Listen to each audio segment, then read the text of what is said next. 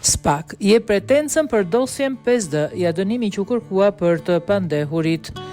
Prokuroria e posaçme jep pretencën për grupin e 2 të dosjes 5D. SPAK kërkon një vit burg për drejtoreshën e klubit sportiv Tirana, Debora Kecin, që në aplikim të gjykimit shkurtuar të reduktohet në 8 muaj. Po ashtu, prokuroria kërkoi pezullimin dhe provë për 2 vite në mënyrë që gjatë kësaj kohe mos të kryejë për tjetër penale, si dhe heqje të së drejtës për të ushtruar funksione publike për 5 vite.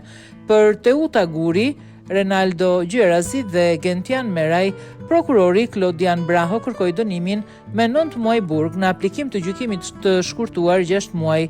Për të tre u kërkua dhe pezullim me afat 2 vjeçar që gjatë kësaj kohe të mos ushtrojë vepër tjetër penale, si dhe u dha dënimi plotësues që për 5 vite të mos ushtrojë funksione publike.